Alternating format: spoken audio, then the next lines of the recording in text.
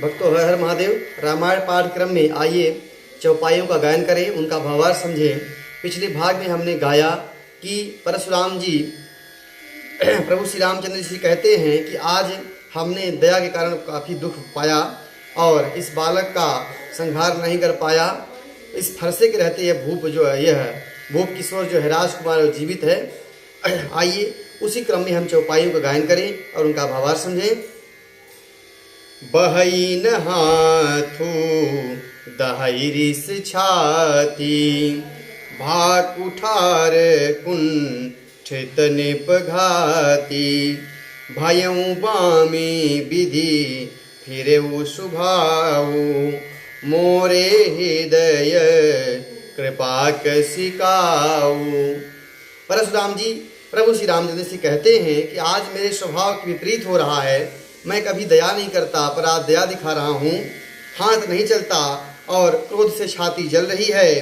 राजाओं का घातक यह कुठार आज कुंठित हो गया है, विधाता विपरीत हो गया है, मेरा स्वभाव बदल गया है। नहीं तो भला मेरे हृदय में कभी किसी समय कृपा कैसे आ सकती है।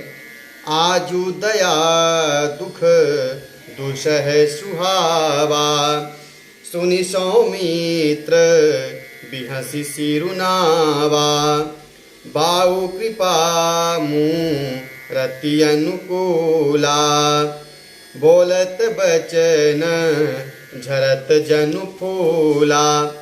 आज दया मुझे यह दुसह दुख सहा रही है। यह सुनकर लक्ष्मण जी ने मुस्कुराकर परशुराम जी को सिर नवाया और कहा, आपकी कृपा रूपी वायु भी आपकी मूर्ति के अनुकूल ही है। वचन बोलते हैं तो मानो फूल झड़ रहे हैं। जो पै कृपा जरहि मुनि गाता, क्रोध भय तनु राख विधाता, देखु जनक हठि बाल कएहु, कीन चहत जड़ जमपुर गेहू। तब वो कहते हैं, हे मुनि, यदि कृपा करने से आपका शरीर जल जाता है और क्रोध होने पर तो शरीर की रक्षा विधाता ही करेंगे। ऐसे में कहते हैं, हे जनक, यह मूर्ख बालक का हठ देखो, यह हट करके यमपुरी जाना चाहता है। आगे परशुराम जी कहते हैं, बेगी करहूँ किन आखिन ओटा, देखत छोट खोट निप ढोटा, बिहसे लखनू कहा मन माही, मुदे आँख कतऊ को नाही। इसको शीघ्र ही परशुराम जी जनक से कहते हैं, इसको शीघ्र ही हमारी आंखों से ओझल कर दो। यह राजपुत्र जो देखने में छोटा है लेकिन यह बड़ा ही खोटा है। और लक्ष्मण जी हंसकर मन ही मन कहा कि आप आंख मूंद लीजिए, आपको कहीं कोई दिखाई नहीं देगा। परशुराम तब राम प्रति बोले उरति क्रोध, शंभुसरा सन तोरि सठ करसी हमार प्रबोधो। तब परशुराम जी रामचंद्र जी से कहते हैं कि राम, तू भगवान शिव का धनुष तोड़कर और उल्टा हम ही को जान सिखाता है। बंधु कहई कटु सम्मत तोरे, तू छल विनय करसी कर जोरे, कर परितोषु मोर संग्रामा, नाहित छाड़ कहाऊ बरामा। तेरा भाई तेरी सम्मति से मुझे कटु वचन बोलता है और तू छल के साथ विनय जोड़कर विनती करता है, या तो युद्ध में मेरा संतोष कर, नहीं तो राम कहलाना छोड़ दे। इस प्रकार परशुराम जी प्रभु श्री रामचंद्र जी को धुतकारते हैं। छलु तजि करहि समर श्रुवद शिव दोही, बंधु सहित नत मारऊँ तोही, भृगुपति बकही उठारे उठाए, मन मुसुकाही राम सिरुनाए। अरे शिवद्रोही, छल का त्याग कर मुझसे युद्ध कर। इस प्रकार परशुराम जी कटु वचन कहते हैं, नहीं तो भाई के सहित तुम्हें मार डालूंगा। इस प्रकार परशुराम जी फरसे को उठाए हुए हैं। तब प्रभु श्री रामचंद्र जी उनके सामने मस्तक नवाकर और मुस्कुरा रहे हैं। और प्रभु श्री रामचंद्र जी कहते हैं, गुनह लखन कर हम पर रोषु, कतहु सुधाई हूँ ते बड़ दोषो, टेढ़ जानी बंदई सब काहू, टेढ़ी जानी सब बंदई काहू, वक्रचंद्र मही ग्रसई न राहू। तब श्री रामचंद्र जी ने मन ही मन कहा कि दोष तो लक्ष्मण जी का है और क्रोध मुझ पर कहते हैं।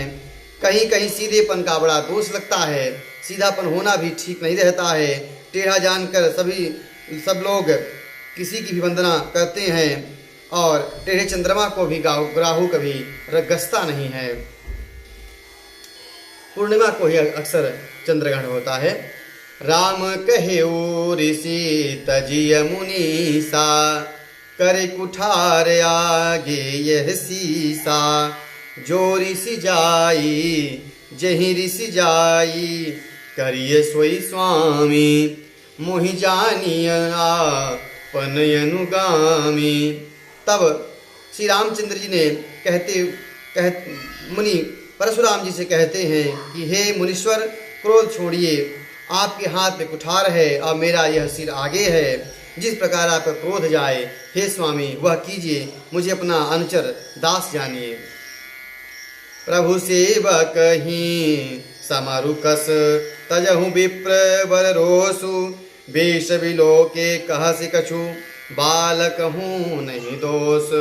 तब प्रभु श्री रामचंद्र जी परशुराम से कहते हैं कि स्वामी और सेवक में युद्ध कैसा। हे ब्राह्मण श्रेष्ठ, क्रोध का त्याग कीजिए। आपका वेश देखकर ही बालक ने कुछ कह डाला है, वास्तव में उसका भी कोई दोष नहीं है। देखी कुठार बान धनुधारी, भैलरी कहीं रिस बीरु बचारी, नामु जानो पई तुम ही न चीन्हा, वंश स्वभाव उतर तही दीन्हा। आपको कुठार बाण धनुष धारण किए देखकर आपको वीर समझकर यह बालक क्रोध में आ गया। यह आपका नाम जानता, आपको पहचानता नहीं है। अपने वंश के स्वभाव के अनुसार इसने उत्तर दे दिया, नाथ जो तुम औते मुनि की नाई, पदरज सिर शिशु धरते गोसाई, क्षमहु चूकयन जानत केरी, चाहिए विप्र उर कृपा घनेरी। प्रभु श्री रामचंद्र जी कहते हैं, यदि आप मुनि की तरह आते तो हे स्वामी, यह बालक आपके चरणों की धूलि को अपने मस्तक पर रखता। यह जो भूल हुई है वह अनजाने में हुई है। ब्राह्मणों के हृदय में बहुत अधिक दया होनी चाहिए। आप इसके अपराध को क्षमा करिए। हम ही तुम ही सबे, हम ही तुम ही सरी बरी कसिना था, कहूँ न कहाँ चरण कह माथा, राम मात्र लघु नाम हमारा, परशु सहित बड़ नाम तुम्हारा।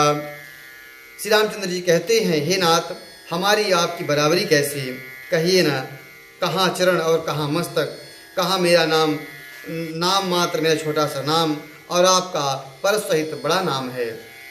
देव एक गुनु धनुष हमारे, नवगुण परम पुनीत तुम्हारे, सब प्रकार हम तुम सनहारे, क्षमहु विप्र अपराध हमारे।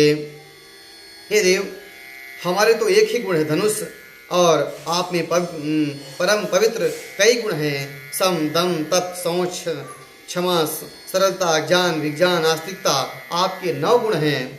हम तो सब प्रकार से आपसे हारे हैं। हे विप्र, हमारे अपराधों को क्षमा कीजिए। बार बार मुनि विप्रवर कहा राम शन राम, बोले भृगुपति सरुस हंसी, तहु बंधु समबाम। तब परशुराम जी कहते हैं कि बार बार मुनि और विप्रवर कह रहे हो। तब भृगुपति कुपित होकर क्रोध से हंसकर बोले, तू भी अपने भाई के समान टेढ़ा है। आज की कथा यहीं तक। अगले भाग में हम प्रभु श्री रामचंद्र जी की बातों में परशुराम जी द्रवित हो जाते हैं और अपनी शंका का निवारण के लिए उन्हें अपना धनुष देते हैं। जो धनुष प्रभु श्री रामचंद्र जी के हाथों में जाते ही चढ़ जाता है, अपनी प्रत्यंचा चढ़ जाती है। उस भाग का हम गायन करेंगे। आज कथा यहीं तक। हर हर महादेव।